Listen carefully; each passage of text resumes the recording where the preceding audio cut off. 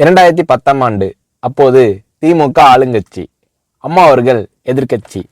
ஒரு பெரிய மிரட்டல் விடுத்து அம்மா அவர்களுக்கு எதிராக மதுரை மாவட்டத்தில் பல இடங்களில் போஸ்டர் ஒட்டியிருந்தார்கள். அந்த போஸ்டரில் அம்மா அவர்கள் மதுரைக்கு வந்தால் திரும்பி செல்ல மாட்டார், மதுரைக்கு அம்மா அவர்கள் வரக்கூடாது என்று மதுரை மாவட்டத்தில் பல இடங்களில் அந்த போஸ்டரை ஒட்டி பெரிய மிரட்டல் எல்லாம் கொடுத்தார்கள்.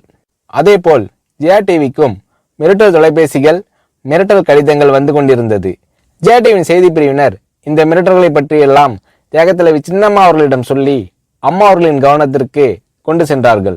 அம்மா அவர்கள் துணிச்சல், வீரம், கம்பீரம் இவற்றின் ஒட்டுமொத்த உருவம். அதனால் புரட்சி தலைவி அம்மா அவர்கள், நான் மதுரைக்கு போய் தீருவேன், பொதுக்கூட்டத்தில் பேசியே தீருவேன், எது நடந்தாலும் எதிர்கொள்கிறேன் என்று சொல்கிறார்கள். ஒரு கட்டத்தில் ஜெயா டிவிக்கு மிரட்டல் எப்படி வருகிறது என்றால், ஜெயா டிவியின் அலுவலகத்தை வெடிகுண்டு வைத்து தகர்ப்போம், அம்மா அவர்கள் மதுரைக்கு வந்தால் ஜெயா டிவியை ஒழிப்போம், இப்படியெல்லாம் நிறைய மிரட்டல்கள் தொலைபேசியின் வாயிலாகவும் கடிதத்தின் வாயிலாகவும் வந்து கொண்டிருக்கிறது.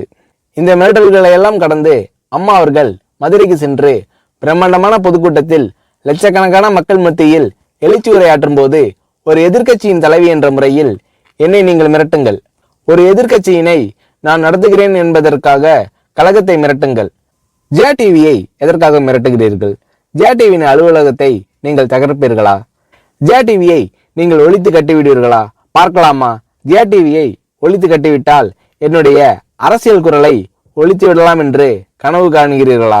ஜெயா டிவி என் உயிருக்கும் மேலானது, நான் என்னுடைய உயிரை விட அதிகமாக நேசிப்பது, என்னுடைய அரசியல் கரமாக நான் போற்றி புகழ்வது, அதன் மேல் நீங்கள் கை வைப்பீர்களா, பார்க்கலாமா என்று எழுச்சி உரையாற்றினார் புரட்சி தலைவி அம்மா அவர்கள்.